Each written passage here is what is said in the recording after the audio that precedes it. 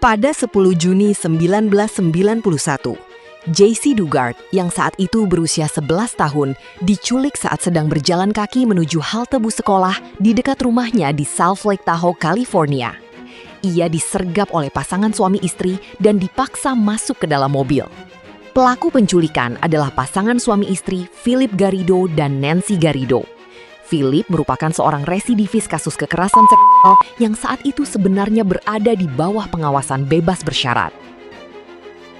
Selama 18 tahun, ia disekap di sebuah area tersembunyi yang terdiri dari tenda dan gubuk kecil di halaman belakang rumah pelaku, hingga melahirkan 2 orang anak. Bagaimana kronologi kasus ini dan apa motif pasangan suami istri ini tega melakukan penculikan disertai kekerasan seksual? Mari kita mulai pembahasan true crime ini.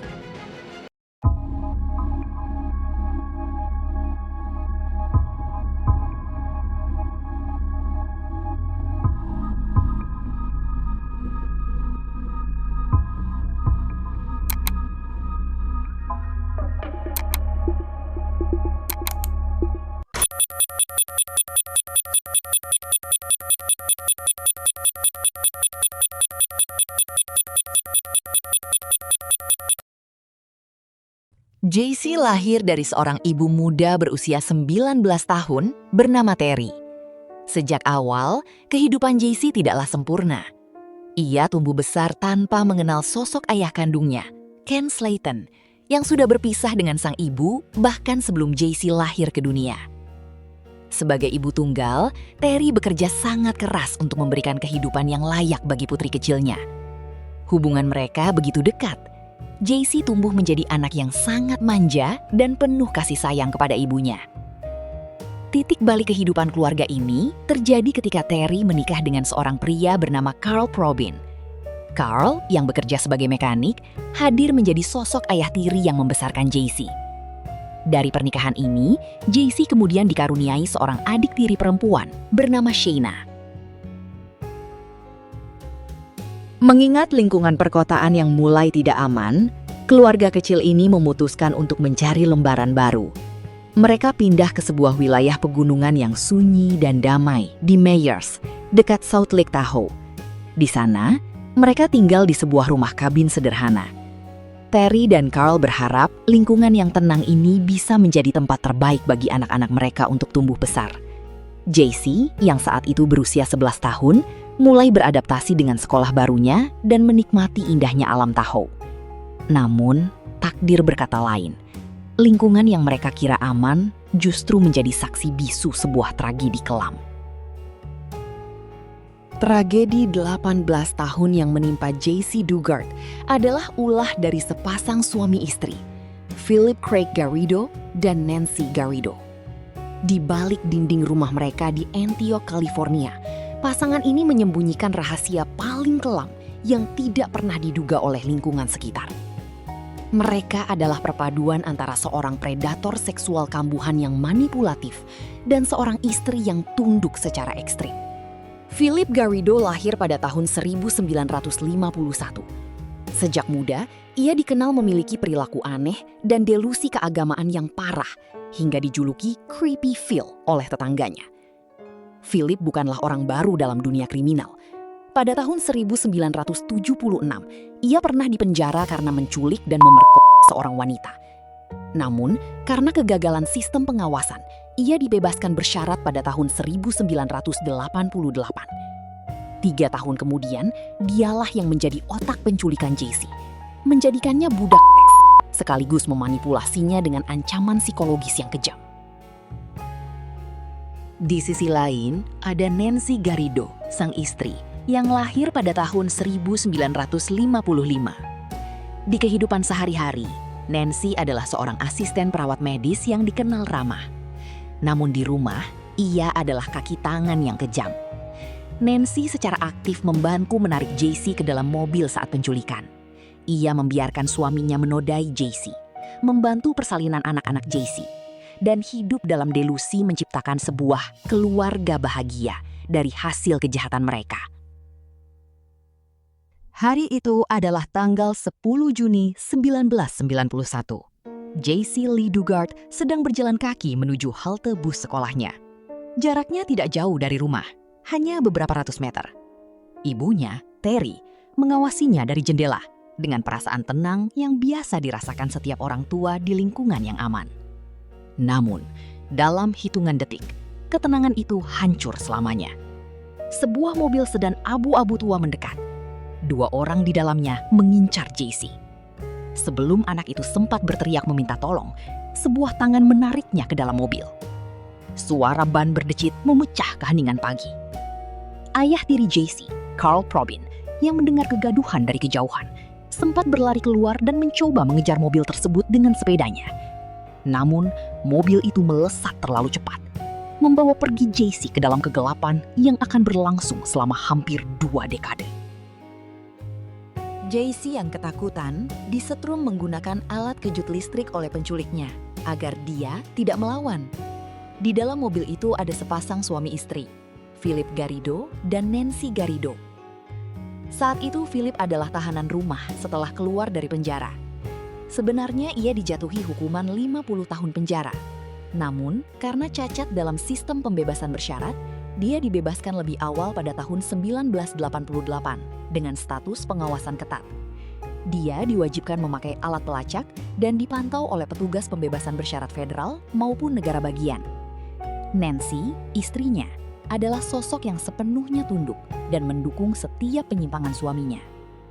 Mobil itu melaju sejauh lebih dari 150 km menuju sebuah kota kecil bernama Antioch, California. Di sanalah Philip dan Nancy tinggal. Saat tiba, JC yang matanya ditutup dibawa ke halaman belakang. Philip telah merancang sebuah area penyekapan yang sangat terisolasi. Halaman belakang itu dipenuhi oleh pohon-pohon yang rimbun, gubuk-gubuk kecil buatan sendiri, dan tenda-tenda yang sengaja ditutupi oleh terpal dan barang-barang bekas. Di tempat terisolasi inilah JC dipaksa tinggal. Dia tidak diizinkan masuk ke dalam rumah utama. Dia diberikan sebuah ruangan sempit di dalam gubuk tanpa jendela yang terkunci dari luar. Di hari-hari pertama penyekapannya, JC terus menangis. Dia merindukan ibunya, adiknya yang masih bayi, dan kehidupan sekolahnya. Namun, setiap kali dia menangis atau mencoba protes, Philip akan menggunakan manipulasi psikologis, ancaman, dan kekerasan untuk mematahkan semangatnya. Philip menanamkan ketakutan di kepala JC kecil bahwa jika dia mencoba melarikan diri, keluarganya akan disakiti atau dibunuh. Selama 18 tahun berikutnya, dunia mengira JC Dugard telah tiada. Fotonya terpajang di poster-poster anak hilang, namanya masuk dalam daftar pencarian Biro Investigasi Federal (FBI), dan air mata ibunya mengering meratapi nasib sang putri. Namun, kenyataannya jauh lebih mengerikan daripada kematian itu sendiri. JC masih hidup, terisolasi dari peradaban, dikurung di sebuah halaman belakang yang tersembunyi dari dunia luar.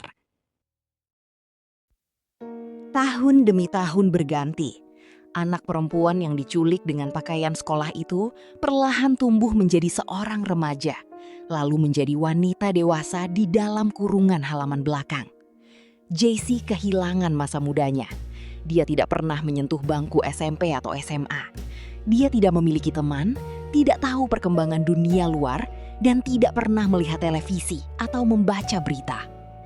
Dunia JC menyusut menjadi hanya sebidang tanah di halaman belakang Antioch. Yang mengerikan adalah bagaimana Philip Garrido melakukan cuci otak secara konstan. Philip mengklaim dirinya memiliki kemampuan spiritual, mendengar suara Tuhan, dan meyakinkan JC bahwa hidup di halaman belakang tersebut adalah takdir yang harus dia jalani. Nancy Garrido, alih-alih menolong sesama wanita, justru bertindak sebagai sipir penjara. Dia membantu merawat JC hanya agar suaminya puas, memastikan JC tidak terlihat oleh tetangga, dan ikut mendoktrin JC agar patuh kepada Philip. Ketika JC berusia 14 tahun, usia di mana anak-anak seusianya sedang menikmati masa remaja, dia melahirkan anak pertamanya. Anak itu adalah hasil dari pelecehan seksual yang dilakukan oleh Philip Garrido. 3 tahun kemudian, pada usia 17 tahun, JC melahirkan anak keduanya. Kedua proses melahirkan itu dilakukan di dalam gubuk di halaman belakang, tanpa bantuan dokter, tanpa obat penahan rasa sakit, dan tanpa peralatan medis yang layak. Hanya ada Philip dan Nancy yang membantu proses persalinan. Kehadiran dua anak perempuan ini mengubah dinamika di dalam penyekapan. JC, yang kini menjadi seorang ibu di usia yang sangat muda, menemukan alasan baru untuk bertahan hidup. Dia bersumpah akan melindungi anak-anaknya. Di dalam keterbatasan gubuk tersebut, JC bertindak sebagai guru bagi kedua putrinya. Dia mengajarkan mereka membaca, menulis, dan berhitung menggunakan buku-buku tua yang diberikan Philip. Bagi kedua anak perempuan itu, halaman belakang rumah Garrido adalah seluruh alam semesta yang mereka ketahui. Mereka tumbuh dengan memanggil Philip sebagai papa dan Nancy sebagai mama. Sementara JC dipaksa oleh Philip untuk dipanggil sebagai kakak di depan anak-anaknya sendiri, untuk menutupi jejak kriminalitas mereka jika sewaktu-waktu ada orang luar yang melihat. Satu pertanyaan besar yang sering muncul dalam kasus ini adalah, bagaimana mungkin seorang penjahat seksual yang berada di bawah pengawasan ketat pemerintah bisa menyembunyikan seorang anak perempuan dan 2 cucunya di halaman belakang rumah selama 18 tahun tanpa ketahuan? Jawabannya adalah kegagalan sistemis yang sangat fatal. Sebagai seorang residivis bebas bersyarat, Philip Garrido sering dikunjungi oleh petugas pembebasan bersyarat atau parole officers. Selama 18 tahun, tercatat puluhan kali petugas datang ke rumah tersebut untuk memeriksa Philip. Namun, para petugas ini hanya memeriksa rumah utama. Mereka tidak pernah berjalan beberapa meter ke belakang untuk memeriksa halaman belakang secara menyeluruh. Mereka menerima begitu saja alasan Philip bahwa halaman belakang itu hanyalah tempat dia menyimpan barang-barang rongsokan untuk bisnis percetakan kecil-kecilannya. Bukan hanya itu, tetangga sekitar sebenarnya beberapa kali menaruh curiga. Pada tahun 2006, seorang tetangga menelpon polisi karena melihat ada tenda-tenda aneh di halaman belakang Garrido dan melihat anak-anak kecil yang tampak terisolasi. 2 petugas polisi datang ke rumah tersebut. Namun Philip dengan lihainya memanipulasi situasi, dan para petugas itu pergi begitu saja tanpa melakukan investigasi mendalam atau memeriksa identitas anak-anak di sana. JC sebenarnya berada sangat dekat dengan kebebasan berkali-kali. Ketika Philip mulai mempercayainya karena doktrin psikologis yang kuat, JC kadang diajak membantu bisnis percetakan Philip di dalam rumah atau berbicara dengan klien. Namun, belenggu psikologis yang ditanamkan Philip begitu kuat bahwa dunia luar itu berbahaya dan melarikan diri akan menghancurkan anak-anaknya, membuat JC tidak berani meminta pertolongan. Dia mengalami apa yang sering disebut dalam psikologi sebagai bentuk Stockholm Syndrome yang kompleks, kombinasi antara rasa takut yang ekstrim dan ketergantungan mutlak untuk bertahan hidup. Agustus 2009, Philip Garrido mulai mengalami delusi keagamaan yang semakin parah. Dia merasa mendapatkan wahyu dan ingin menyebarkan brosur keagamaan di kampus Universitas California, Berkeley. Dia memutuskan untuk membawa kedua anak perempuan JC yang saat itu sudah beranjak remaja untuk membantunya membagikan brosur. Disinilah takdir bekerja. 2 petugas kepolisian kampus wanita di UC Berkeley, Ellie Jacobs dan Lisa Campbell, melihat Philip bersama kedua anak perempuan tersebut. Naluri keibuan dan profesionalisme mereka sebagai polisi terusik. Kedua anak perempuan itu tampak sangat pucat, mengenakan pakaian yang tidak sesuai zaman, dan memiliki cara interaksi yang sangat kaku, seolah-olah mereka tidak pernah berinteraksi dengan masyarakat modern. Philip sendiri berbicara dengan sangat aneh dan tidak rasional. Petugas Ellie Jacobs tidak membiarkan kecurigaannya lewat begitu saja. Dia memeriksa latar belakang Philip Garrido di sistem komputer dan mendapati bahwa pria ini adalah seorang pelanggar seks tingkat tinggi yang sedang dalam masa pembebasan bersyarat. Jacobs segera menghubungi petugas pembebasan bersyarat resmi Philip. Keesokan harinya, tanggal 26 Agustus 2009, Philip dipanggil ke kantor pembebasan bersyarat untuk pemeriksaan darurat.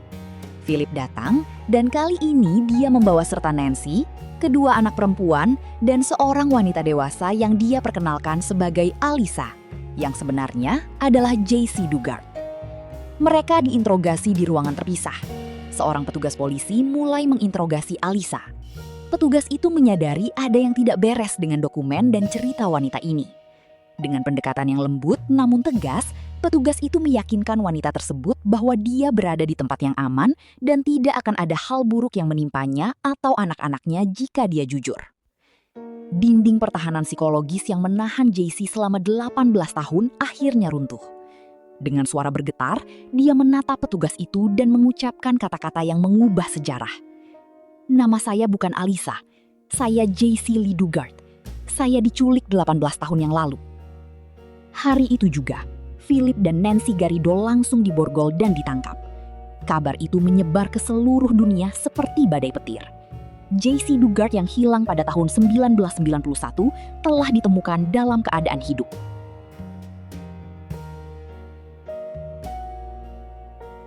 Pertemuan kembali antara JC dan ibunya, Terry Probyn, adalah momen yang sangat emosional.